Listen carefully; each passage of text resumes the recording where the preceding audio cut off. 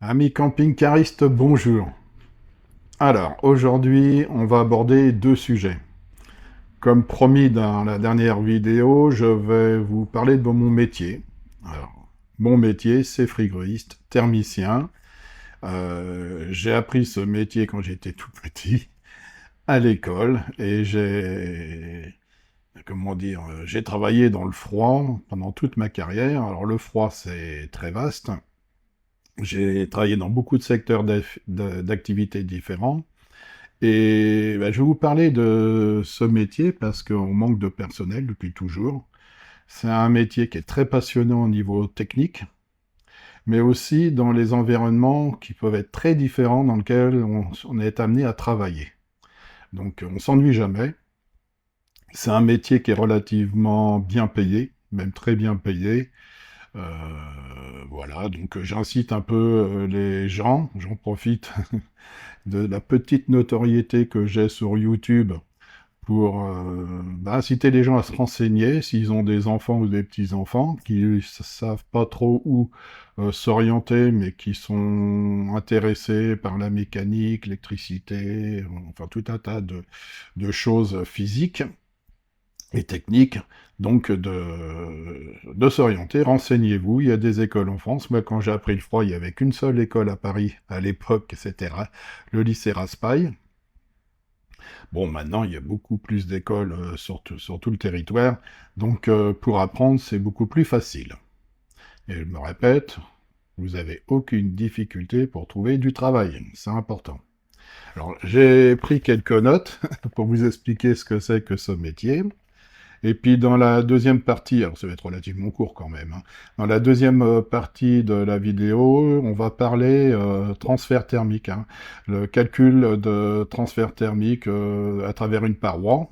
Si vous voulez calculer l'isolation, vous faites l'isolation chez vous et vous dites, bah, en gros, euh, voilà, combien je vais devoir apporter de chaleur pour chauffer ma pièce quand il fait 0 degré dehors.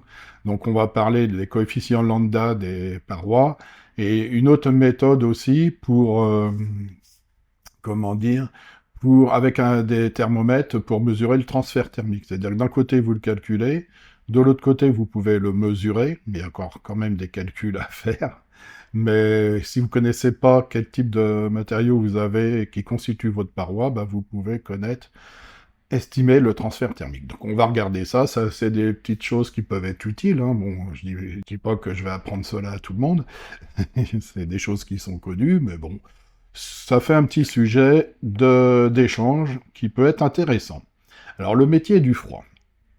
Alors le froid, vous en avez partout, mais à tel point que ça représente 20%, alors là c'est marqué, je vous ai mis un petit truc à l'écran, c'est marqué 17% de l'électricité mondiale sert à produire du froid, alors que ce soit du froid pour les aliments, hein, du froid commercial ou industriel, ou de la climatisation, ou de la pompe à chaleur, hein. Tout ça, ça rentre dans le milieu du froid. C'est 20% de l'énergie électrique produite dans le monde qui sert à produire du froid. Alors, comme quoi, c'est déjà un secteur, vous voyez, relativement important parce qu'on trouve du froid partout. Alors, il y a deux familles, moi je le classe comme ça, deux familles de froid. Vous avez le froid commercial et industriel. Alors, le froid commercial, c'est bah, le boucher du coin. Ça peut être aussi votre réfrigérateur avec les tout petits compresseurs, mais ça peut être le supermarché, l'hypermarché, mais les entrepôts frigorifiques, les camions frigorifiques, les maraîchers qui récoltent des poires, des pommes, tout ça, il faut des entrepôts. Il y a pas que le froid qui permet de conserver un produit, hein, parce qu'il y a tout un tas de choses qu'il faut maîtriser, comme l'humidité, hein, l'hygrométrie, le mûrissement aussi, hein, les bananes.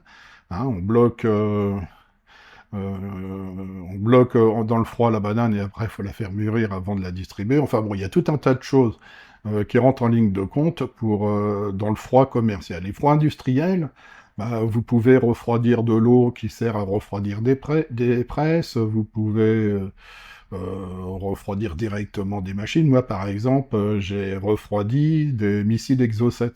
Je les ai fait passer de -50 à, quand je dis moi, hein, c'est la société dans laquelle je travaillais avant, hein. On les faisait passer de -50 à +85 de tête pour simuler le missile en altitude.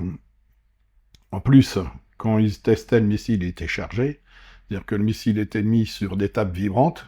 Nous, on faisait varier la température, et puis les murs étaient en béton et le toit en tôle ondulée. C'est-à-dire que si jamais le missile explosait, toute la puissance, le souffle partait en hauteur. Bien sûr, on n'était pas là quand ils faisaient les essais en situation réelle, mais c'est des défis techniques parce que vous avez une grosse masse d'acier, hein, un missile, qu'il faut refroidir et réchauffer très vite, donc il y a des contraintes pour arriver à ça. Bon, ça c'est un exemple. Et puis après, vous avez le secteur de la climatisation. Alors, la petite climatisation que vous avez chez vous avec la pompe à chaleur, hein. La pompe à chaleur, c'est partie du froid. Mais vous avez aussi les rooftops qu'on a sur le toit des supermarchés pour climatiser les supermarchés.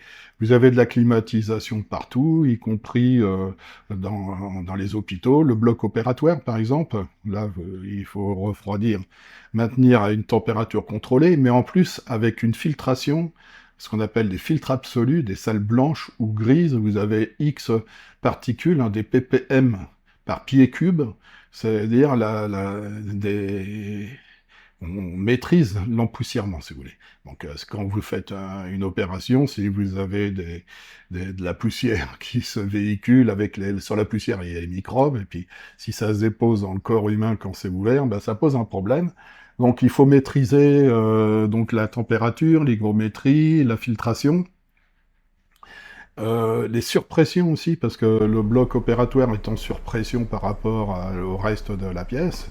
Par exemple, quand vous faites une salle, ce qu'on appelle blanche ou grise, pour l'électronique, hein, quand l'électronique c'est tellement fin que vous êtes obligé d'enlever la poussière sur les composants, pour pas que les poussières se déposent sur les composants, ben, on met des niveaux de surpression différentes pour éviter que l'air pollué rentre, et puis on filtre très fort, jusqu'à aller à faire des flux laminaires.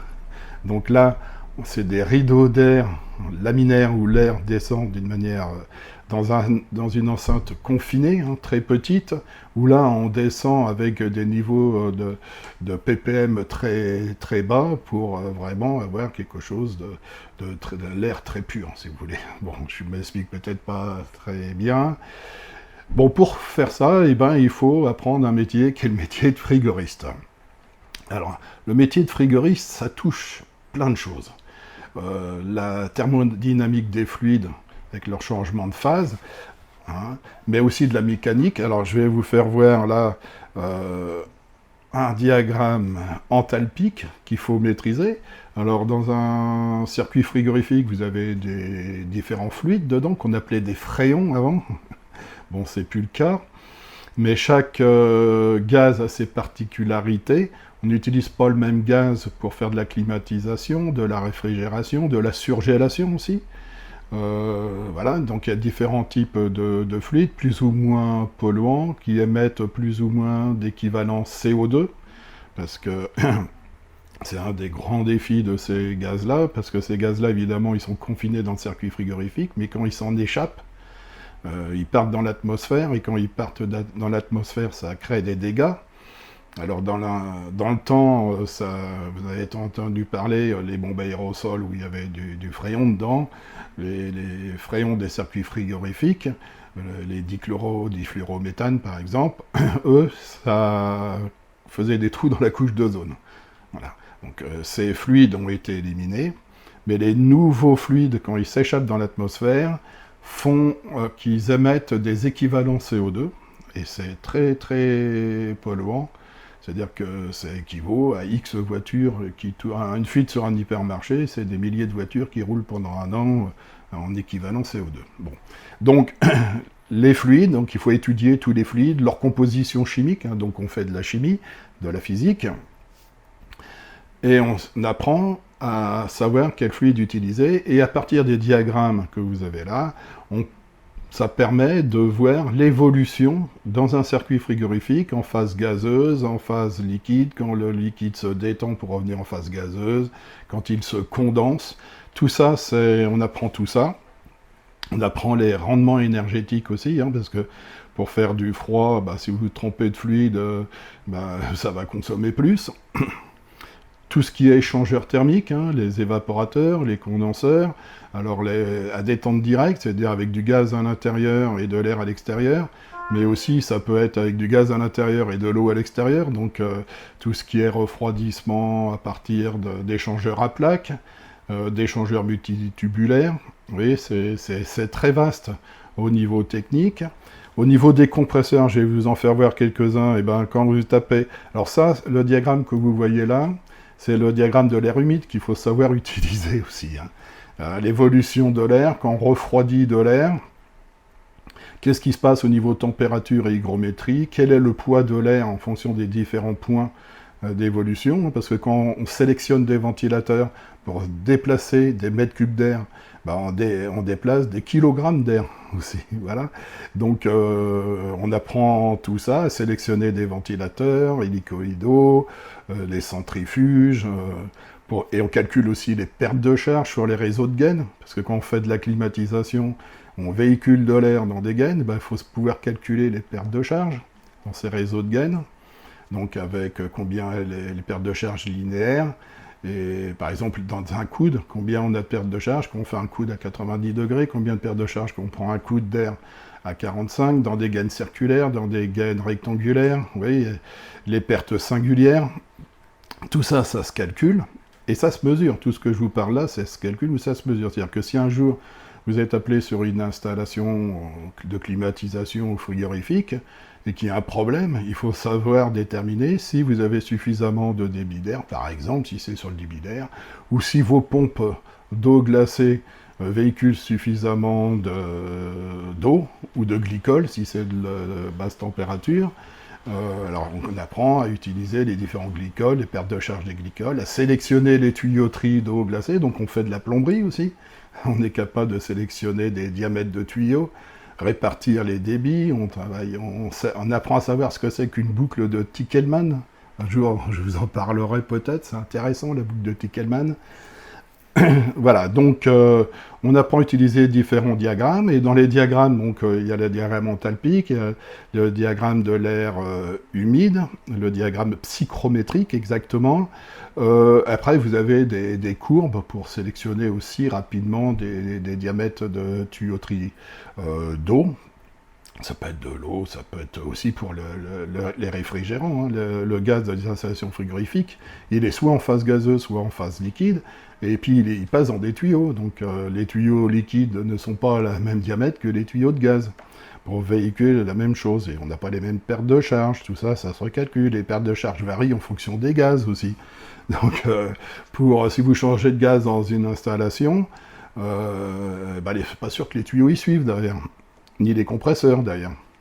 Donc voilà, vous avez tout un tas de choses, et puis pour les gaines d'air, c'est pareil, vous avez tout un tas de courbes qui existent, ou de calculs. Hein. Vous pouvez travailler soit avec des courbes, soit directement avec des calculs. Et tout ça, vous apprenez ça à l'école. Hein. Donc tout ce qui est thermodynamique des fluides, la compréhension et les calculs.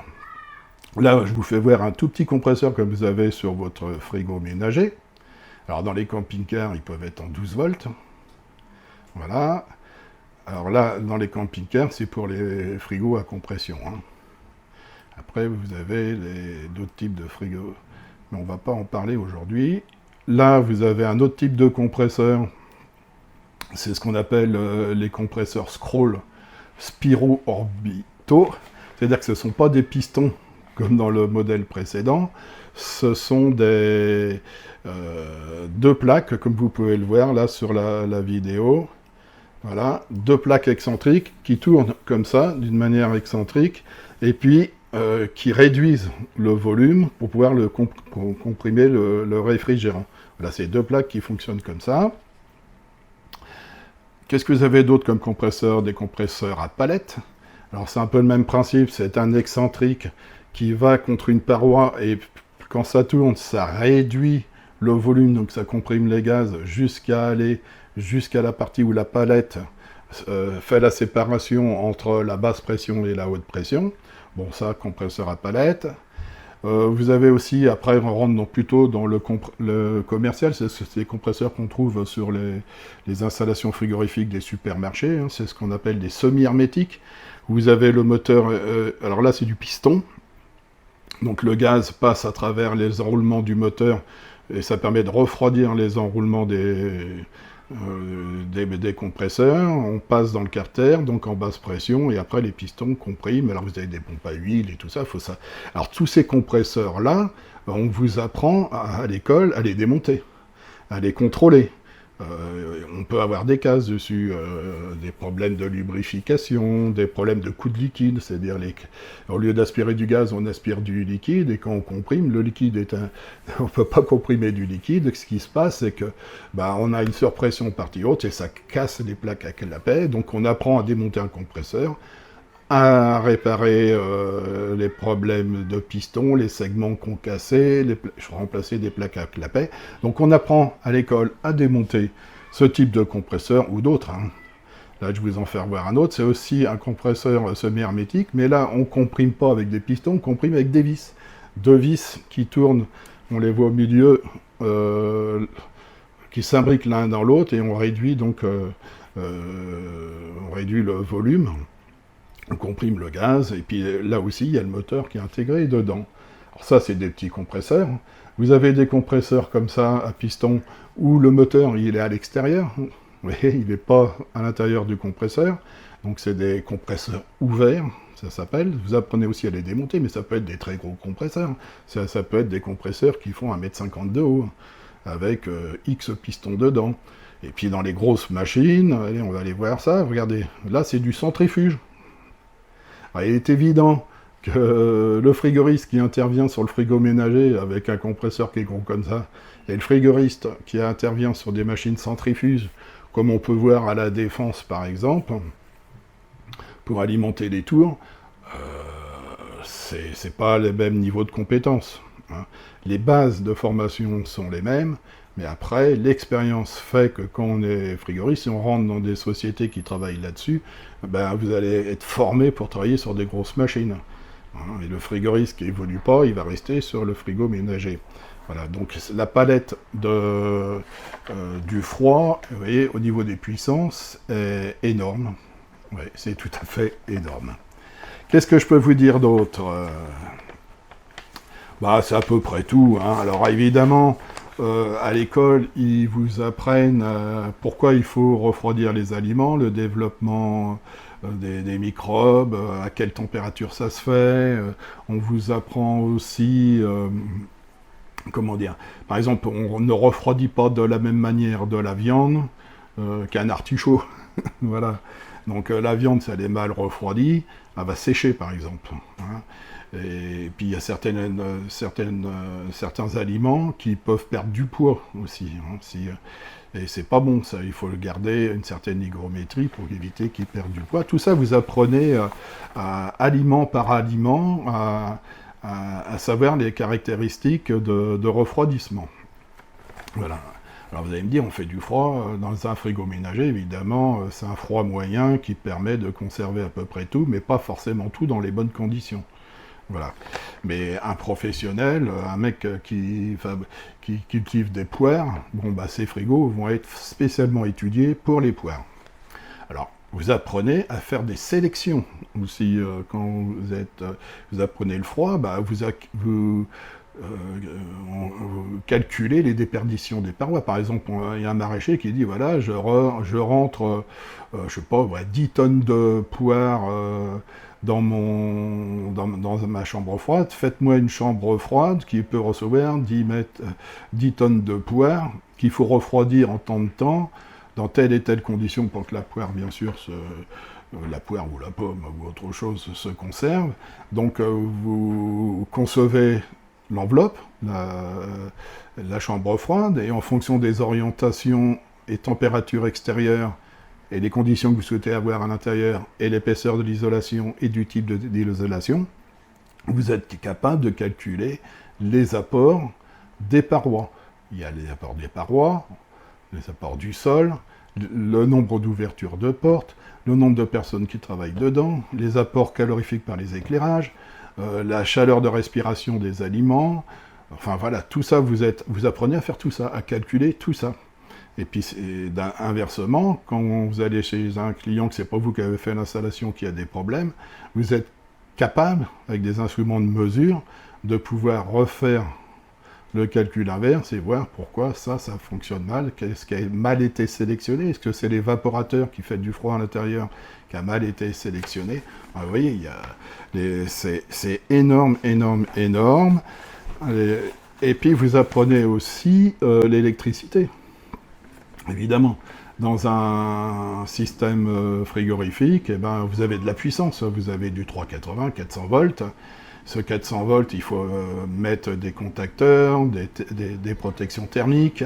Vous apprenez aussi à installer des variateurs de fréquence, variateurs de vitesse pour faire varier les compresseurs, mais réguler tout ça. Donc vous avez de la régulation, des automates, des régulateurs.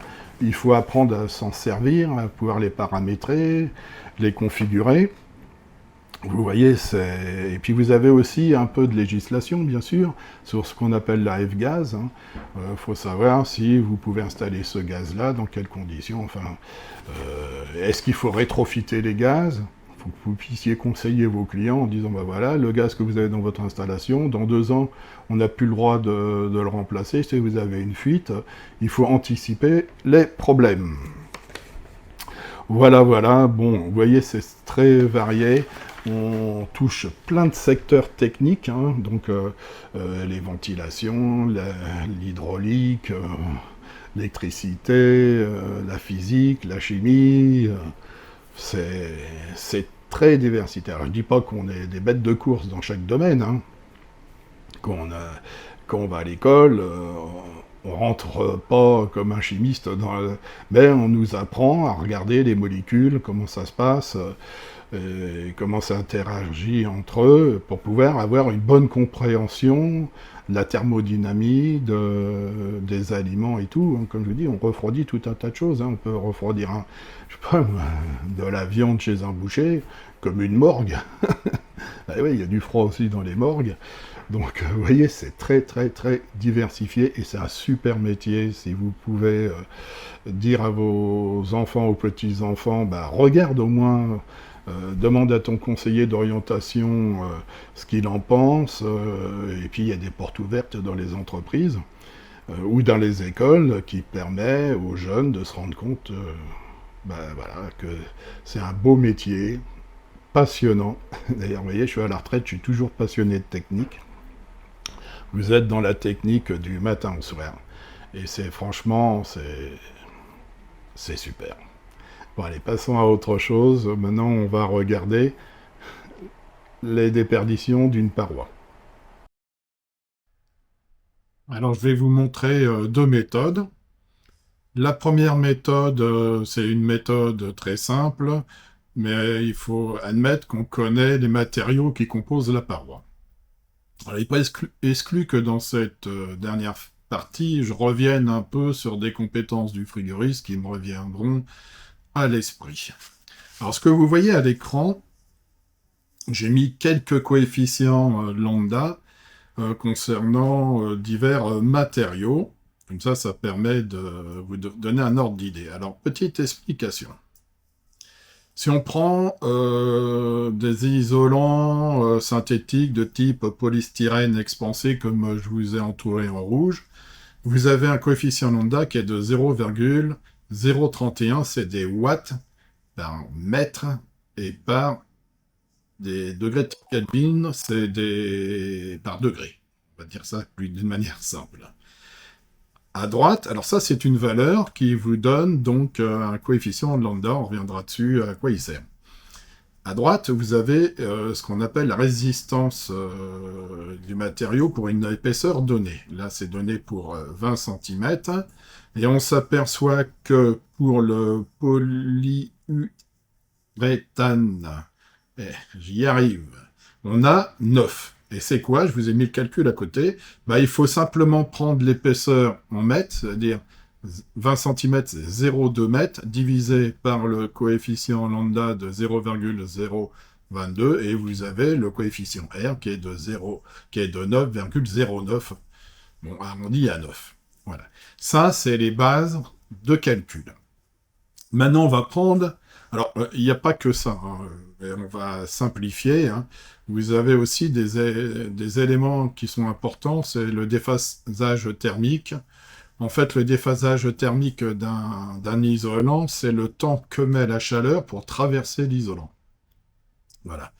Alors, ça a son importance, parce que, par exemple, quand vous avez un déphasage lent, c'est-à-dire j'ai pris des notes, voilà, la laine de verre, en gros, il faut 4 heures pour qu'il y ait la transmission.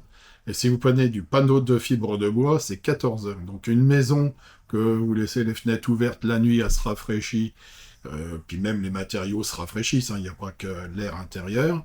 Et ben le matin, il va falloir, avec le panneau de bois en fibre de bois, il va falloir 14 heures avant que la chaleur rentre dans la maison. Voilà. Ça a été dur, mais j'y arrive. Donc il y a ce genre de choses, et puis il y a aussi l'isolation acoustique. Alors je ne vous ai pas parlé d'isolation de l'acoustique, on apprend l'acoustique aussi.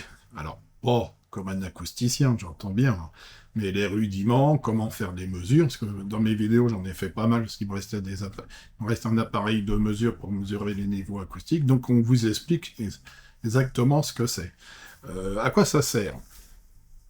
Alors, j'ai fait des installations, des studios d'enregistrement. J'en ai fait pour pas mal de monde sur la région parisienne, et quand vous avez, je sais pas moi, des musiciens, un chanteur avec des instruments de mesure, enfin de musique et tout dans une pièce, et puis qui c'est isolé phoniquement, alors c'est pas nous qui nous en occupons, mais isolé phoniquement pour pas, dans Paris, gêner les voisins, hein, quand ils font de la musique à fond, et d'un autre côté, pour que le bruit de la ville ne rentre pas dans la pièce où ils font les enregistrements, parce que dans ces cas-là, ça serait gênant, ben, tout ça, c'est bien calfeutré d'une manière, une isolation phonique. Mais nous, le frigoriste, tous ces gens qui sont enfermés, ça dégage de la chaleur. Hein. Faut savoir qu'un gars en pleine action, qui bouge beaucoup, ça peut monter jusqu'à 500 watts, et une personne au repos, c'est 100 watts. Donc, ces gens dégagent de la chaleur, les instruments de musique dégagent de la chaleur, l'électronique dégage de la chaleur, il y a l'éclairage, il y a tout un tas de choses. Il faut refroidir, il faut climatiser. Mais si on climatise, il ne faut pas que le bruit de la climatisation perturbe les enregistrements. Et oui. Donc on apprend à faire... Alors, donc on met les machines à l'extérieur et on souffle de l'air froid. Et on reprend de l'air dedans pour refroidir la pièce. Mais en soufflant de l'air, on peut amener le bruit. Donc il faut mettre tout un système de gaines qui absorbe le son avec de la fibre de verre, mettre des filtres, des pièges à son, pour éviter justement que le bruit extérieur se propage dans la pièce, et puis que les bruits du musicien se propagent à l'extérieur à travers les gaines de ventilation. Voilà. Donc on travaille aussi beaucoup l'acoustique. Bon, revenons à notre bilan. Ouais, je suis un bavard. Alors, on va prendre l'exemple d'un camping-car. Alors là, je vous ai mis un truc que j'ai trouvé sur l'isolation d'un camping-car, avec de la fibre de verre à l'extérieur, un isolant au milieu et du bois en dessous.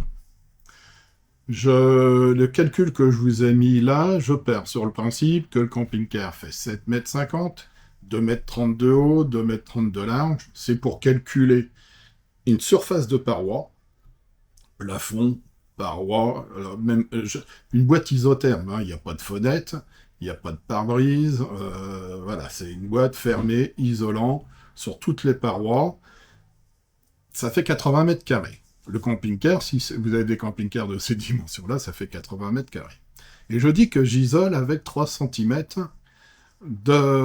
d'isolant avec un lambda de 0,31. Alors si vous vous souvenez, le 0,31, c'est le polystyrène expansé. Admettons que ce soit du polystyrène expansé, tout ça vous pouvez modifier. Hein. Et que je pars sur une estimation que je veux chauffer mon camping-car quand il fait 0 degré dehors pour maintenir 20 degrés à l'intérieur. Ben, l'équation, elle est simple. Vous l'avez à l'écran. Vous prenez le coefficient lambda, qui est 0,031. Vous le divisez par l'épaisseur en mètres. D'accord? Vous multipliez par la surface et par la différence de température entre le 0 et le 20 degrés intérieur, ça fait 20 K. Et là, vous avez une puissance de 1653 watts à apporter au camping-car pour maintenir les 20 degrés par 0 degré extérieur. Voilà comment on fait un calcul simple à partir d'un coefficient lambda avec un seul isolant.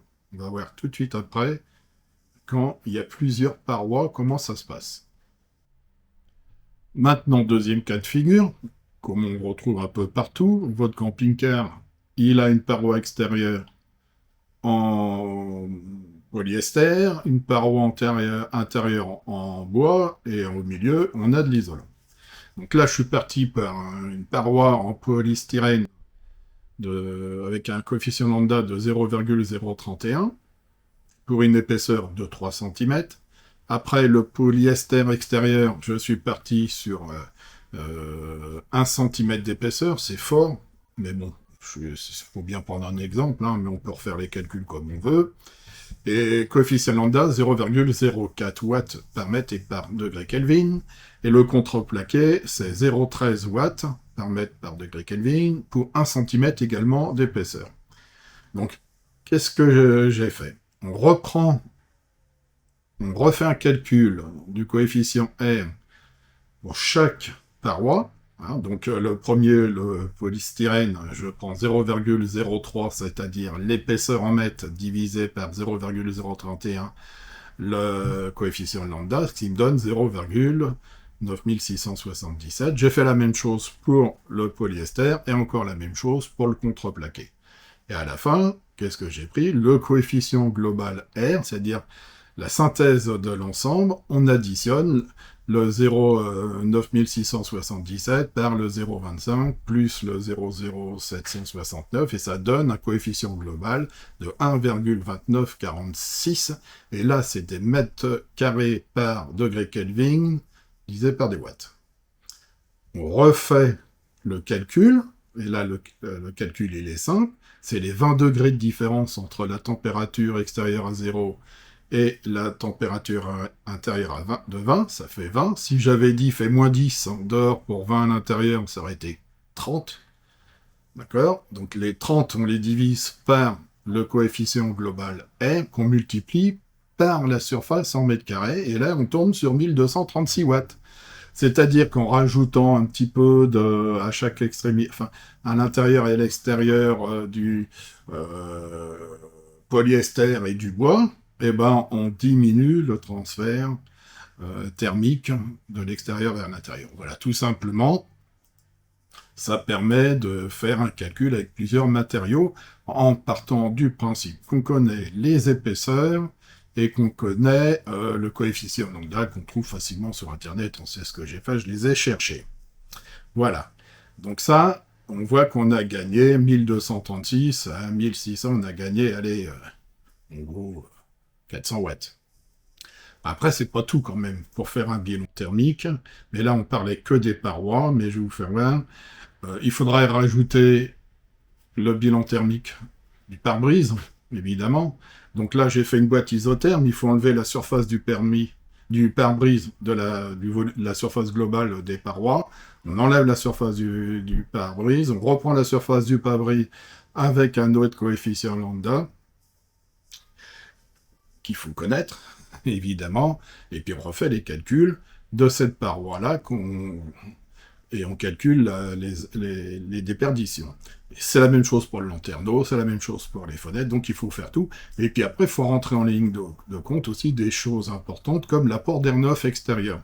C'est-à-dire que si vous avez de l'air, il y en a de l'air qui rentre dans un camping-car par le tableau de bord, et ben tout ça, il faut le réchauffer, évidemment. Alors après, on peut enlever de ces apports-là si vous êtes le dégagement de chaleur du corps humain. Voilà, une personne au repos en train de dormir, on va dire en gros c'est 100 watts, vous êtes deux adultes, deux enfants, on va dire qu'il y a 400 watts d'apport de chaleur. Alors après, ça dépend de l'activité que vous faites, hein. Évidemment, si vous faites une activité de sport, c'est 500 watts. Voilà. Donc, voilà pour les calculs des déperditions des parois en connaissant les coefficients lambda. Maintenant, on va passer sur autre chose. C'est que vous ne connaissez pas et vous voulez faire des mesures. On va utiliser des mesures de température pour calculer ce transfert thermique, mais d'une autre façon. Alors, vous l'avez bien compris, quand je parlais d'une activité intense pour atteindre les 500 watts, je ne pensais pas forcément à un tapis de marche dans le camping-car. Ça prend trop de place, il y a mieux à faire. Donc, 2 personnes, c'est 1000 watts. 4 personnes, 2000 watts. Imaginez, on pourrait presque se passer de chauffage. Voilà. Donc, le coefficient U. Pour mesurer le coefficient U, il faut prendre 3 températures. Alors, il existe des appareils comme mon Kimo que vous avez à l'écran. Je l'ai fait voir déjà dans une autre vidéo comment il fonctionnait. Et cet appareil, où on peut mettre 4 sondes de thermocouple dessus, permet, alors je vais vous l'afficher, voilà, entouré en rouge, module de coefficient U, il permet de calculer directement un coefficient U qui détermine le transfert thermique à travers une paroi. Alors l'avantage de ça, c'est que vous n'avez pas besoin de connaître ce que vous avez comme isolation, toutes les couches successives que vous pouvez avoir, l'ester, l'isolant, le bois à l'intérieur, puisque lui, il mesure le flux. Et après, vous avez simplement besoin de multiplier par la surface en mètres carrés et par la différence de température, si vous voulez connaître le chauffage pour 0 degré extérieur et 20 degrés intérieur. Nous avons vu ça tout à l'heure. Alors, où placer les sondes? Alors là, vous voyez à l'écran mon appareil. Ça a été pris sur la documentation technique de mon appareil. Vous mettez une sonde à l'extérieur qui mesure la température extérieure. Vous collez une sonde sur la paroi, sur la vitre, ou sur la paroi du camping-car, parce que je dis vitre, parce que je vois que là c'est sur une vitre, hein, mais vous pourriez le faire sur le pare-brise, par exemple, hein, pour connaître le coefficient de transmission thermique du pare-brise, et puis une à l'intérieur du camping-car, placée à, je dirais, à 50 cm de la paroi, en éteignant bien sûr le chauffage et tout, pour pouvoir voir la transmission. Et puis l'appareil va vous donner un U. Voilà. Et le U, je vais vous afficher. Si je reprends l'exemple précédent où on avait 1236 watts, et ben si vous prenez les 80 mètres carrés que vous multipliez par 20K et que multipliez par les 7725 que vous affiche l'appareil, et ben vous retombez sur la même puissance en admettant que le premier calcul était bon. Voilà, et là, ce sont des watts par mètre carré et par degré Kelvin. Ça, c'est la méthode si on a, bien sûr, un thermomètre adapté, qui fait les calculs. Mais bon, vous n'allez pas avoir ça, il y a de fortes chances. Donc après, vous pouvez utiliser un thermomètre comme ça, infrarouge par exemple, et c'est là qu'il va falloir faire attention, et puis appliquer une petite équation pour retrouver le U, puisque là, c'est vous qui allez prendre les 3 températures et faire le calcul. Voyons cela tout de suite. Alors voilà un petit document que j'ai trouvé sur le net, mais qui simplifie bien ce que je vous ai dit. Alors, devant la flèche verte, vous avez l'équation. Donc il faut prendre tout simplement la température intérieure sur laquelle on enlève la température surfacique, hein, la température de la paroi, le tout divisé par 0,125, multiplié par la différence de température de la température intérieure moins la température extérieure. Bon, tel que c'est écrit là, le TI étant température intérieure, TS température de surface de la paroi, et TE, température extérieure, c'est pas plus compliqué que ça. Alors tout à l'heure, je vous disais qu'il fallait pas chauffer. En fait, il faut faire attention. Là, ils disent qu'il faut que le local doit être chauffé, mais il faut faire attention, surtout si vous prenez avec un thermomètre infrarouge, qu'il n'y a pas un radiateur qui soit allumé à proximité ou une source chaude. Voilà. Et la température extérieure doit être la plus basse possible. Et les murs ne doivent pas être exposés au soleil ni soumis à l'action du vent, oui, parce qu'après, ça peut perturber le transfert de chaleur. Euh, une chose à faire très attention, alors je le dis toujours quand je fais des mesures, regardez ma dernière vidéo, je mets toutes mes sondes dans une même boîte pour regarder si toutes les valeurs sont identiques ou pratiquement identiques au dixième ou de degrés près. Parce que quand vous mesurez des écarts, si vous avez déjà 2 degrés d'écart entre deux thermomètres ou deux sondes, bah évidemment, votre calcul, il est faux, hein, c'est clair. Et si vous prenez mal les températures, c'est exactement la même chose. Je reviens là-dessus, je vais vous passer une petite vidéo à la fin. Il faut se mettre relativement près, hein, parce que le champ de mesure, il y a un angle, hein, et plus vous éloignez, plus l'appareil mesure une moyenne, donc il faut se mettre relativement près, et surtout viser une pastille noire mate que vous aurez collée sur la paroi, ou à l'extérieur sur quelque chose pour pouvoir avoir une émissibilité correcte. Alors, c'est quoi l'émissibilité? C'est le rayonnement qu'ont les matériaux. Là, je vous ai mis un petit tableau. Alors, quand vous visez une pastille noire comme ça, c'est 0,95 ou 1. Voilà. Avec le réglage sur l'appareil, vous mettez 1 et vous êtes sûr que quand vous visez une pastille comme ça, vous avez la bonne valeur. Parce que si vous visez, par exemple, je sais pas moi, de l'aluminium, alors si c'est de l'aluminium oxydé, vous avez 0,2 ou 0,55. Mais l'aluminium de cuivre poli, vous êtes à 0,03. C'est très loin de 1. Et vous pouvez avoir des écarts de température avec un thermomètre comme ça de plusieurs degrés. Ce qui veut dire qu'en fin de compte, vos calculs sont complètement faux. Alors, moi je conseille toujours acheter en librairie des pastilles comme ça adhésives, hein, et puis de mesurer donc la température en visant avec le laser. Surtout acheter des thermomètres avec réglage d'émissibilité.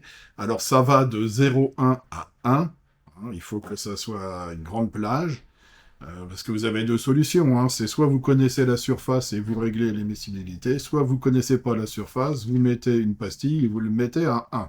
C'est le plus simple.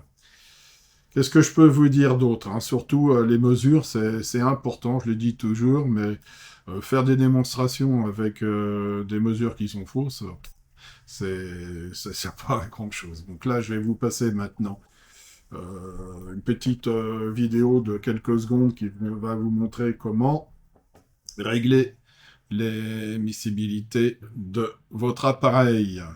Et puis là, vous savez tout sur la transmission. Donc regardons cette vidéo, puis après on conclut.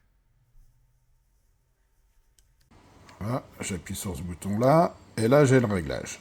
Donc on peut affiner dans un sens, dans l'autre.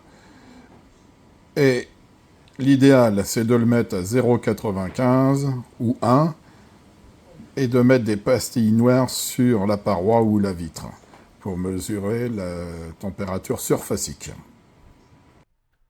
Voilà, c'est terminé. Cette vidéo a été un peu plus rapide que d'habitude.